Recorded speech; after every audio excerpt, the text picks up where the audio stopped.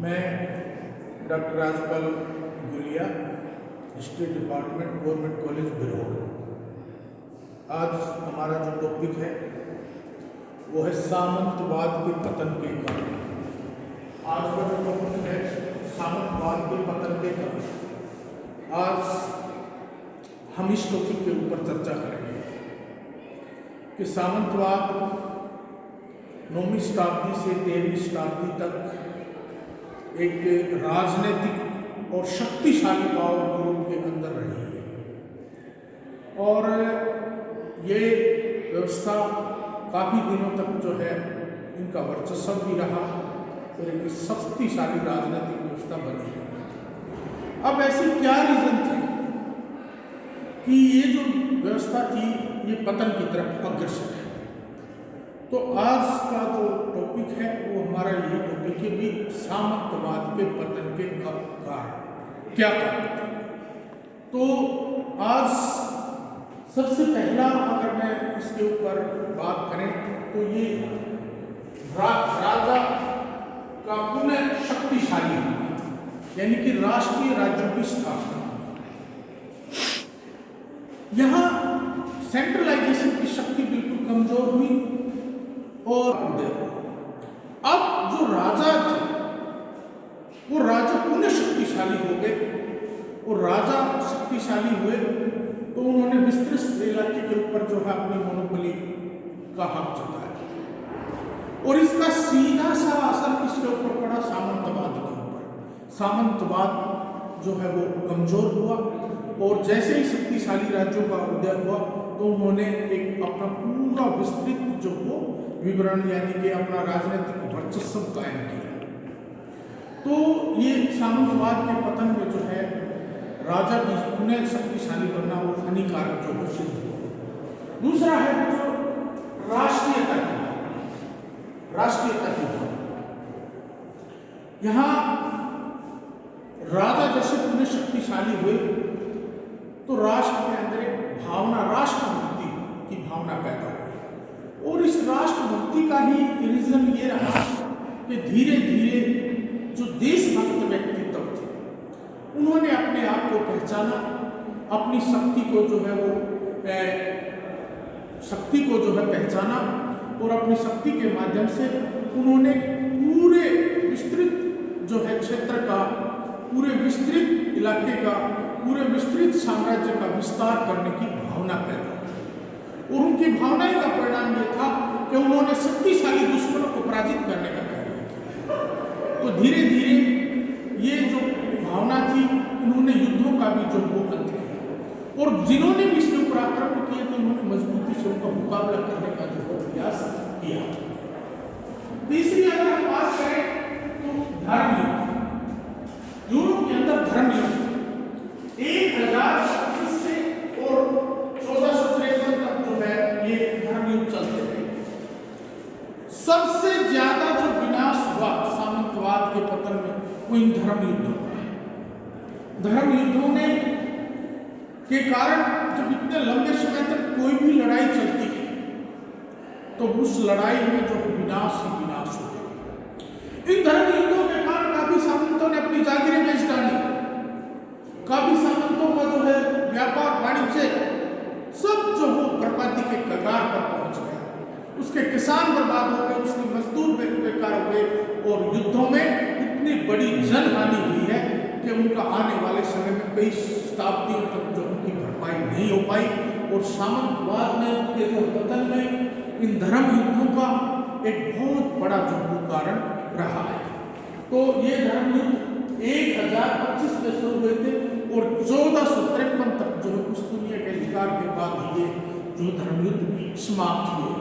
तो धीरे धीरे जो है इनका सामंतवाद के पतन में महत्वपूर्ण योगदान जो रहा है। अब हम बात करें बारूद का विषय। तो सामंतवाद के पतन में अब जो है गोला और बारूद का विषय, इन्होंने भी सामंतवादों के पतन में अपना महत्वपूर्ण योगदान दिया है। सामंतों ने अब अपने गड्ढी में, अपने दुर्गों में, अपने किलों के अंदर बहुत मजबूत किले बनाए और जैसे ही गोला बारूद का आविष्कार हुआ तो इन बड़े बड़े दुर्गों को, किलों को गोला बारूद ने तोड़ने का काम किया और इसी के माध्यम से बड़े बड़े शासकों ने, राजाओं ने इनके किलों को, इनके महलों को, इनकी गड्ढी को तोड़ने का काम किया है। तो जो फिर दूसरी बात, युद्धों में भी गोला बारूद ने महत्वपूर्ण भूमिका निभाई। इसमें गोला और बारूद ने, जो राजाओं ने जल्दी से जल्दी इन चीज़ों को अर्जित किया, बड़े बड़े शासकों ने, जो बड़े सेंट्रलाइजेशन जो शासक हुए हैं, और इन सामंतों को खत्म करने में युद्धों के माध्यम से भी और इनके किलों की दीवार को भी तोड़ने में गोला बारूद का महत्वपूर्ण योगदान रहा। पांचवा, अगर हम देखें कष्टों की दशा, जो सामंतवादी व्यवस्था थी प्रारंभ में वो किसानों के ऊपर ही, जमीन के ऊपर आधारित थी, लेकिन इनके पतन में जो किसानों को भी बहुत भारी नुकसान। सामंतवादों ने भी किसानों को शोषण करने में कोई कमी नहीं छोड़ी और उन्होंने इनको शोषण करने में किसानों के ऊपर ज़्यादा से ज़्यादा टैक्स, इनका जो है और भी दूसरे कार्यों को करवाते थे और इनके काम से उनकी दशा जो हो और खराब हो गई। इनके ऊपर टैक्स ज़्यादा लगा दिए गए और धीरे धीरे किसान भी सामंतों के विरुद्ध होने लगे। किसानों ने जो है वो रिवोल्ट भी किया, विद्रोह भी किया एक बार, और इस विद्रोह में काफी किसान जो वो मारे गए। 1358 में यहाँ किसानों ने एक बहुत बड़ा विद्रोह किया था इस दौरान, और इस विद्रोह के परिणाम स्वरूप ही सामंतों के जो ही अगेंस्ट रहे, सामंतों के अगेंस्ट इनकी विचारधारा रही और सामंतों के अगेंस्ट इन्होंने कार्य किया। तो सामंतवाद के पतन में जो है वो किसानों के लिए जो वो योगदान है। दासों का शोषण, आगे बोला है दासों का शोषण। युद्धों में पराजित होने के बाद दास, जो भी दूसरे पराजित शासकों की सेनाएं थी, उनमें दासों को लेके आए और इन पराजित शासकों के को जो है दास बना लिया जाता था। और दासों का शोषण मेरे हिसाब से पशुओं की भांति दासों को खरीदा और बेचा जाता था। पृथ्वी के ऊपर जितना शोषण दासों का हुआ है, किसी का भी इतना शोषण नहीं। दिमाग से मनुष्य कार्यशाली पशुओं से भी बदतर। इनके जो है दासों के खरीद और फरोख्त के मेले लगते थे और सबसे ज्यादा जो शोषण था वो दासों का किया जाता था। यहाँ दास भी धीरे धीरे जो वहां की राजनीतिक व्यवस्था थी सामंतवाद, उसके अगेंस्ट होते चले गए और इन्होंने भी इसके पतन में जो है अपना महत्वपूर्ण योगदान दिया दासों ने। तो दासों, अब कुछ दास ऐसे थे जिसमें किसी कला में नहीं थे, उनको थोड़ी बहुत राहत जरूर मिली, लेकिन जो अमूमन 90% जो दास थे वो सामंतों की व्यवस्था के अगेंस्ट रहे और उन्होंने इस व्यवस्था के अगेंस्ट काम करने का जो वो प्रयास किया। आगे है नगरों का विकास। नगरों का जैसे ही जनसंख्या भी बढ़ी और धीरे धीरे नगरों का यूरोप के अंदर जो विकास हुआ, बड़े बड़े नगर अस्तित्व में आए और जो नगर अस्तित्व में आए तो जो व्यापारी वर्ग था, जो बुद्धिजीवी वर्ग था, अब वो नगरों की ओर प्रस्थान करने लगा। नगरों की तरफ जो वो अग्रसर हुआ और नगरों में अपने मकान बनाए, नगरों के अंदर जो वो रहने लगे। अब जैसे ही वो नगरों में गए, उनका व्यापार वाणिज्य, उनकी विचारधारा में भी परिवर्तन आया और जैसे ही सामंत भी बहुत से ऐसे थे जो नगरों की तरफ चले गए। तो मेरा मानना यह था कि वो गांव, सामंतवाद व्यवस्था किस पर आधारित थी?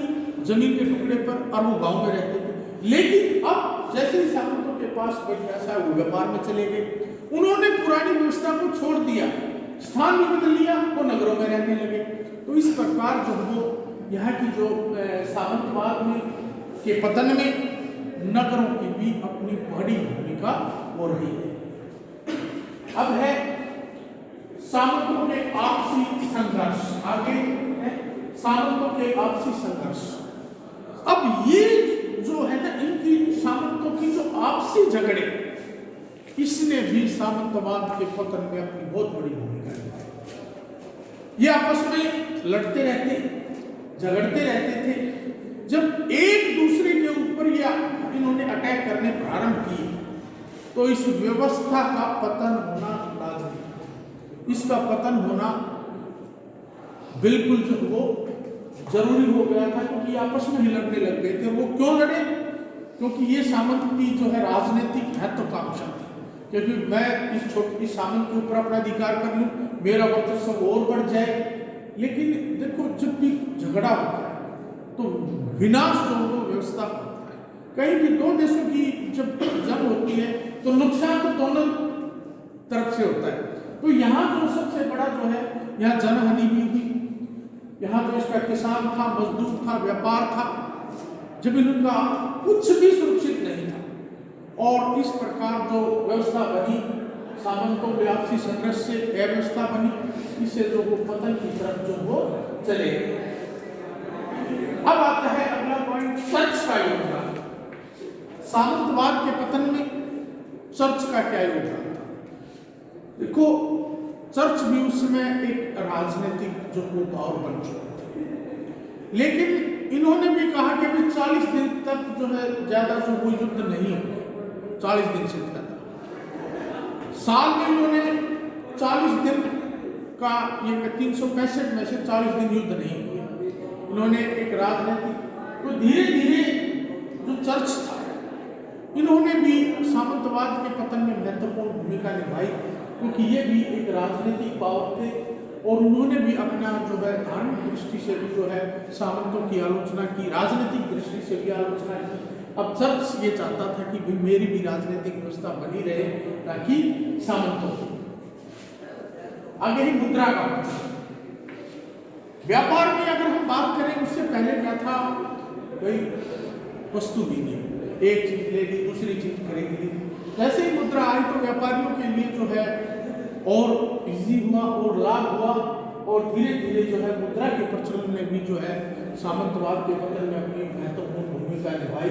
तो धीरे धीरे जो है अगला पॉइंट है सेना, स्थायी सेना की भर्ती। स्थायी सेना की भर्ती सामंतवाद के पतन में स्थायी सेना की। अब जो यहाँ यूरोप के अंदर जो बड़े बड़े शासक थे, उन्होंने सेना की अपनी स्थायी भर्ती की। पहले ये क्या करते थे, ये सामंतों के ऊपर डिपेंड थे कि भाई अब अपने क्षेत्रों में आप जो अपनी सेनाएं जो रखी। अब जो सैनिक होता था वो किसके प्रति वफादार होगा? वो वफादार होगा अपने सामंत के प्रति। अब यहाँ परिस्थितियां क्या बदली कि उन्होंने जो है स्थायी सेना की भर्ती। अब जो स्थायी सेना की जो भर्ती, जिन्होंने भी, अब जिस शासक ने अपने पास सेना रखनी आरंभ की, वेतन देना उनको आरंभ किया, उनका जीवन यापन सैनिकों का सुरक्षित हुआ, तो उसकी भक्ति किसके प्रति होगी? भावना किसके प्रति होगी? भावना होगी अपने शासक के प्रति, अपने जो उनको वेतन देता है, अपने राजा के प्रति। और इसी भावना के कारण यूरोप के अंदर एक बहुत बड़ी राजनीतिक व्यवस्था कायम हुई। और उन्होंने जो सामंत थे, उस सामंतों के ऊपर ऐसे प्रहार किए कि सामंतवाद का अस्तित्व भी जो वो खतरे में पड़ने लगा। और ये जो व्यवस्था थी धीरे धीरे जो वो पतन की ओर जो वो जाने। अब आता है मध्यम वर्ग का युग। मध्यम वर्ग का युग, मध्यम वर्ग में किसान, मजदूर, वकील, डॉक्टर, ऐसे वर्ग सभी आते। और ये वर्ग शिक्षा से भी संबंध रखता है। और इस वर्ग का जैसे ही योगदान, इसकी विचारधारा आई, समाज में आई हुई बुराइयों को दूर करने का भी उन्होंने सामाजिक रूप से जो वो प्रयास किया। इस वर्ग ने जो सामंतों के अंदर जो बुराइयां थी उसकी भी आलोचना की।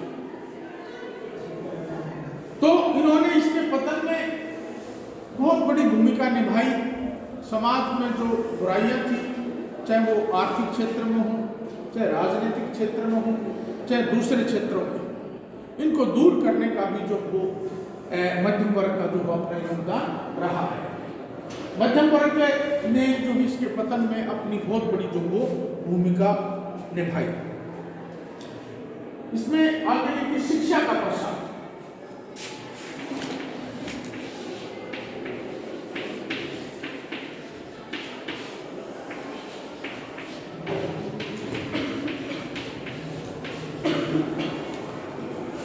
शिक्षा का प्रसार, शिक्षा के प्रसार में भी जैसे जैसे लोग यहाँ शिक्षित होने लगे तो जो समाज के अंदर जो राजनीतिक रूप से भी जो बुराइयां थी उनको दूर करने का प्रयास किया।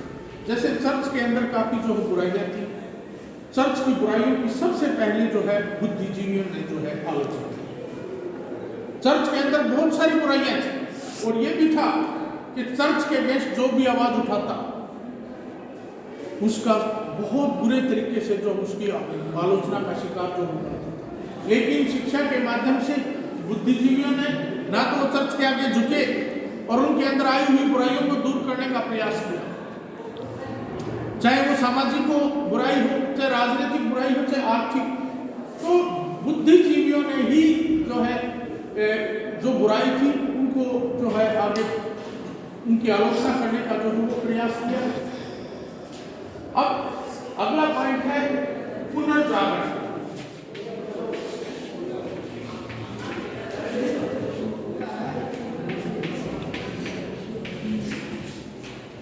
यूरोप के अंदर जो पुनर्जागरण आया उसमें भी बहुत बड़ा योगदान मध्यम वर्ग का, बुद्धिजीवियों का, शिक्षा भी रहा।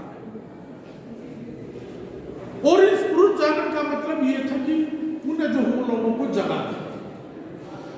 तो उन्होंने चेतना क्या जो हो अभाव जो है चेतना लोगों के अंदर पैदा की, भावना पैदा की, राष्ट्रीय भक्ति की जो है भावना पैदा की। और इसी भावना के कारण यूरोप के अंदर जो है लोगों के अंदर जो बुराइयां थी, चाहे वो सामंतवाद, उस समय राजनीतिक व्यवस्था कौन थी? सामंत थे। तो किस बुराइयां किसकी थी? उन्होंने सामंतों की जो वो बुराइयां इन्होंने करनी आरंभ की। तो यहाँ धीरे धीरे जो है सामंतवाद जो वो पतन की तरफ जो अग्रसर होने लगे धीरे धीरे।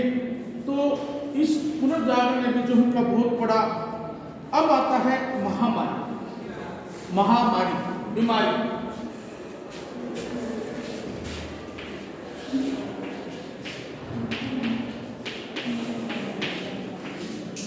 सामंतवादी व्यवस्था में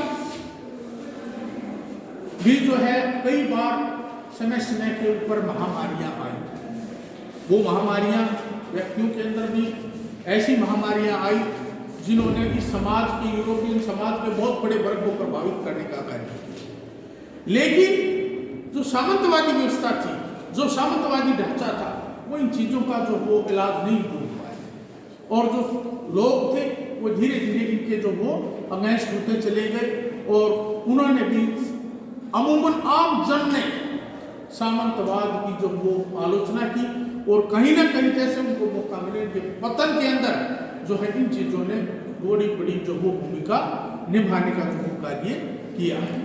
इस प्रकार जो सामंतवादी व्यवस्था 9वीं शताब्दी से 13वीं शताब्दी तक यूरोप की जो है ये राजनीतिक व्यवस्था कायम रही। इस व्यवस्था के अंदर धीरे धीरे जो बुराइयां आई, उस बुराइयों को जो इन्होंने जो है कारण ही ये पतन की तरफ जो वो अग्रसर हुए और उनके पतन में इन्होंने जो है महत्वपूर्ण भूमिका निभाई।